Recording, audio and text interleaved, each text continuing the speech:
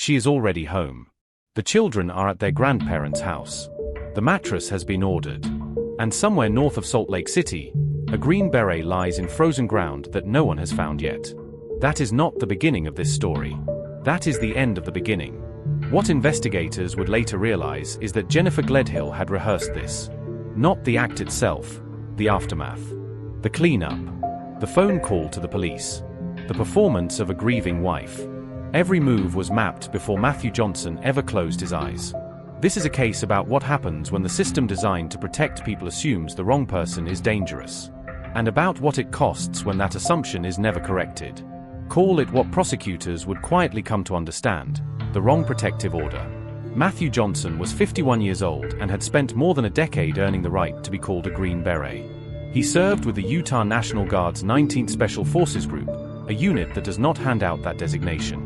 His fellow soldiers described him the way soldiers describe men who have actually proven themselves: brilliant, reliable, the person you called when you needed an answer that would hold under pressure. Off duty, he was a father of 3.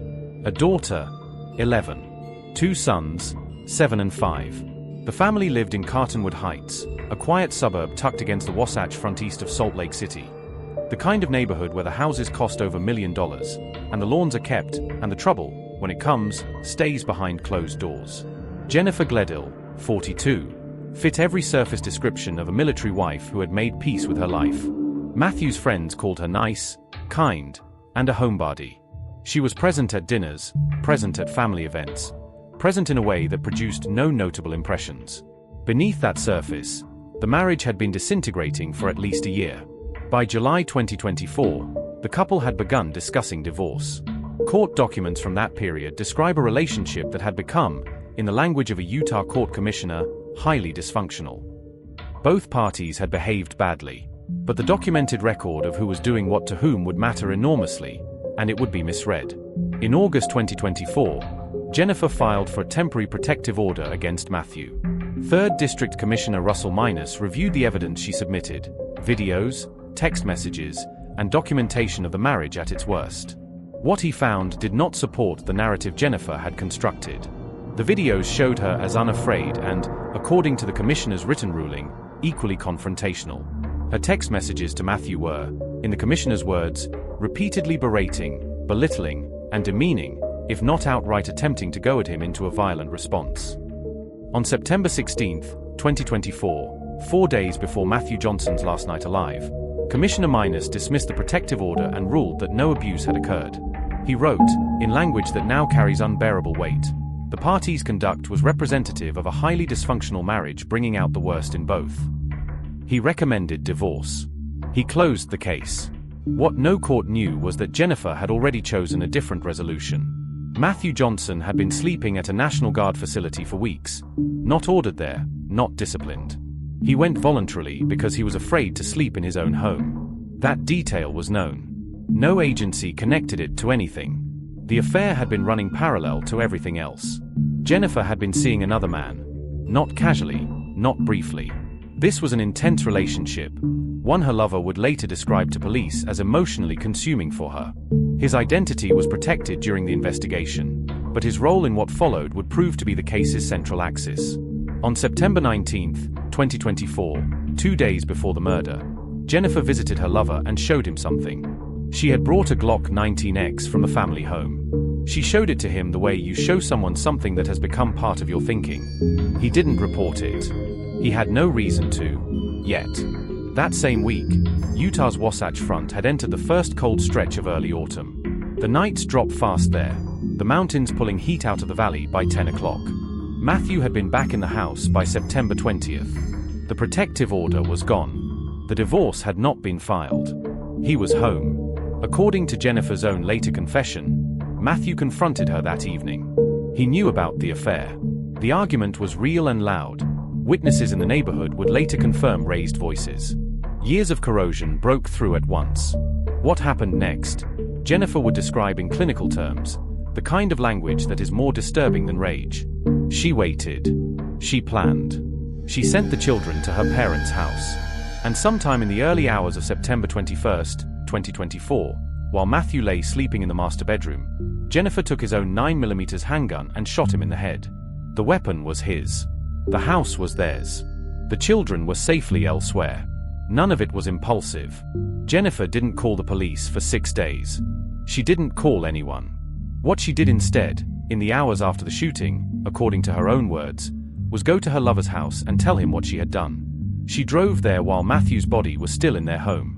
The Utah National Guard noticed first.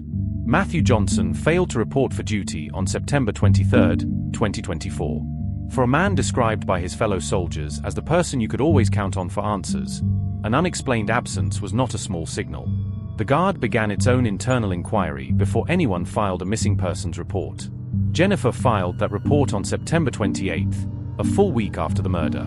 She told police Matthew had said he would be gone for a week and told her not to call him. It was a story that required everyone around her to believe that a Green Beret with active duty obligations had voluntarily vanished without a word to his unit. No one believed it. Cartonwood Heights police executed a search warrant on the Johnson-Gledhill home the same day. What they found in the master bedroom was a story in chemistry and order. A large blood-stained area in the carpet beneath the bed. Reddish-brown spots on the bed frame slats, the walls, and the window blinds. The room smelled of bleach. And the mattress was brand new. Phone records would show Jennifer had ordered the replacement mattress on September 24th, 3 days after the murder, and it had been delivered 2 days later. GPS data from Jennifer's phone placed her movements with precision.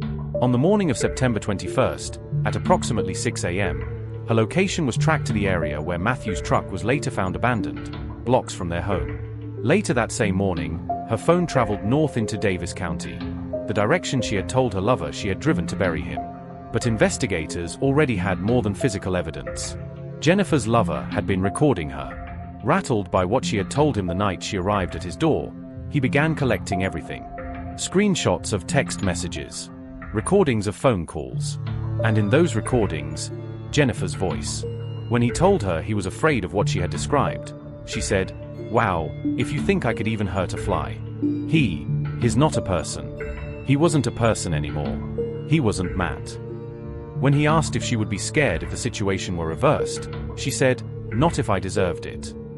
On October 2nd, 2024, her lover contacted the police. That same day, Jennifer Gledhill was arrested on charges of first-degree murder and obstruction of justice. The countdown the prosecution had been building, physical evidence, GPS data, recorded confession, closed in under 2 weeks. Matthew's body was not in the house. It was not in the truck. It was not in any location Jennifer had described.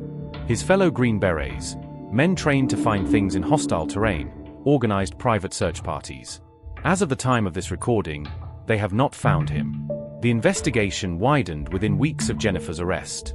On October 24, 2024, police arrested Jennifer's parents, Thomas Gledhill, 71, and Rosalie Gledhill, 67, on 4 counts of obstruction of justice each. The charges were specific. Phone records and cell data showed the couple had spent over 5 hours at Jennifer's home in late September, despite initially telling investigators they had been there less than an hour to pick up clothing. The discrepancy was not small. And what investigators found during a search of the Gledhill family home deepened it considerably. A Glock 19X gun box, matching the weapon Jennifer had shown her lover on September 19th, was found inside a plastic tote near Jennifer's bedroom. It had been wrapped in a child's Odyssey. Rosalie Gledhill had purchased the replacement mattress. Her phone had been remotely wiped, eliminating data about her movements during the cleanup period. Thomas Gledhill, questioned about whether he had entered the master bedroom, told investigators, "I did not go in where the incident happened." The phrase "the incident" was not the language the police had used with him. He supplied it himself. The geography of the search for Matthew's body became its own grim investigation. Jennifer had told her lover she drove north from Salt Lake City to bury him. Searchers, including law enforcement and over 70 volunteers, covered Davis, Weber, and Box Elder counties, a corridor running north along the Wasatch Front toward the Utah-Idaho border. John Hash, a Green Beret who served alongside Matthew for 12 years, told reporters that the ongoing search, by then in its 5th month, keeps them up at night. During court proceedings, prosecutors disclosed that a vehicle storage container had been recovered from water. Matthew's blood was found inside it. The container matched Jennifer's described method of moving his body, loading him into a storage unit and sliding it down the stairs before transporting him in the family minivan. The prosecution's financial motive argument arrived quietly, almost as an afterthought to the larger horror. Matthew Johnson carried a $500,000 life insurance policy through Credential Life Insurance, with Jennifer listed as the primary beneficiary. With Jennifer facing murder charges and Matthew's body not yet recovered, Credential petitioned the court to determine who would receive the funds. That question remains before the court. Retired Utah National Guardsman Kevin Thompson, one of Matthew's closest friends, told investigators that in their final conversations, Matthew had really come to the conclusion that a divorce needs to happen and it is time to move on. Matthew had said this. He had meant it. He had simply run out of time to act on it. Here is what the wrong protective order cost. Matthew Johnson spent his final weeks in military barracks because he believed his own home was unsafe. The court had just ruled that the danger was mutual. It wasn't. Jennifer Gledhill's trial is scheduled to begin on December 8, 2025, 8 days on the calendar. She has entered a plea of not guilty to every charge: 1 count of first-degree murder, 5 counts of obstruction of justice, 1 count of abuse or desecration of a human body, 1 count of possession of a controlled substance, and 1 count of witness tampering. At her bail hearing, prosecutors told the court Jennifer had told her lover she would shoot herself before going to jail. The judge denied bail. She remains held at the Salt Lake County Jail. The prosecution's theory of motive is not complicated. Matthew had discovered the affair. A divorce would mean shared custody of 3 children. Financial obligations. Jennifer's relationship with her lover, conducted in secret, becomes official and contested. Rather than accept that outcome, prosecutors argue, Jennifer chose to eliminate the problem. What the recorded phone calls reveal about capability, not just motive, is the part that stays with investigators. Jennifer Gledhill did not sound like a woman who had done something terrible and couldn't stop replaying it. She sounded like a woman who had made a decision, executed it, and was now managing the consequences. The dehumanization was already complete before Matthew was buried. He wasn't a person anymore. He wasn't Matt. That kind of thinking, the reduction of a specific human being into an abstraction, is not something that develops overnight. It is the language of a conclusion that had been forming for a long time. Now the system failure passage, because this case is not only about Jennifer Gledhill. Commissioner Russell Minus did exactly what the law asked him to do. He reviewed the evidence. He applied the standard. He found it unpersuasive and dismissed the order. His written ruling was careful and documented. He was not wrong about the evidence before him. But Matthew Johnson had been sleeping in a National Guard facility for weeks before that ruling was issued. That information existed. The Guard knew it. Jennifer's petition had put the court in contact with that household. No mechanism existed to connect Matthew's voluntary displacement from his own home, a documented safety concern, to the protective order proceeding happening simultaneously in a separate court track. The question this case poses is structural, not about one commissioner's judgment. When a military service member voluntarily vacates a family residence due to stated safety concerns, and a concurrent protective order proceeding is active in that same household, does any system currently require those 2 facts to be in the same room at the same time? In Utah, as of the time of this recording, the answer is no. There is no cross-referencing requirement. No flag travels from a National Guard unit's internal documentation to a civilian domestic court docket. The data existed. It never connected. Matthew Johnson's family has asked, through their victim's representative, for one thing above everything else: that someone come forward with the location of his body so they can bring him home. Matthew Johnson was a Green Beret. He had spent more than a decade doing the most demanding work his country asked of him: training, deploying, coming back, and showing up again. His fellow soldiers organized search parties for him the way soldiers organize for a mission, with discipline and without complaint, in terrain and weather conditions that most people would not choose voluntarily. John Hash, who served beside him for 12 years, keeps going back. So does Kevin Thompson. They are still looking. The 3 children Matthew Johnson left behind have lost both parents in different ways, one to murder, one to the consequences of it. What that means for an 11-year-old, a 7-year-old, and a 5-year-old is not something a court proceeding captures. It is a wound that will outlast every legal outcome in this case. Jennifer's trial in December 2025 will center on the recorded confessions, the GPS data, the blood evidence, the mattress, and the storage container pulled from the water with Matthew's blood inside. The prosecution does not need Jennifer to testify. She already did, to her lover, on a phone she didn't know was recording. What the trial cannot resolve is where Matthew is. Jennifer has not provided that information. Her parents have not provided it. The searches have not found it. And somewhere in northern Utah, in Davis County, or Weber, or Box Elder, or somewhere yet unsearched, a father of 3 lies in ground that has not given him back.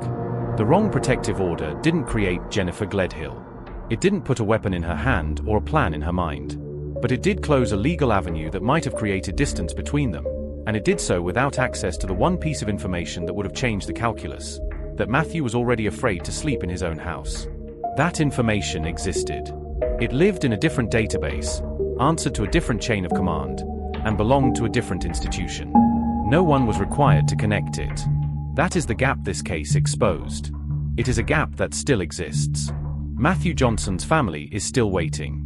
His fellow soldiers are still searching. And Jennifer Gledhill's trial, with its recorded confessions, its GPS trails, its blood evidence, and its storage container, begins in December 2025. I'll be covering that trial as it develops, because the location of Matthew's body is not a closed question, and the testimony that comes out of those 8 days may be the closest thing to an answer his family gets. If you want that coverage when it happens, subscribe. That is the update you will not want to miss. Here is the question I keep returning to, and I want you to think about it. Should a service member's voluntary departure from a family home, documented by their unit for safety reasons, automatically appear in any concurrent domestic court proceeding involving that household? Yes or no? And who bears responsibility for building that connection if the answer is yes? Matthew Johnson deserves to come home. His children deserve to know where their father is. The search continues.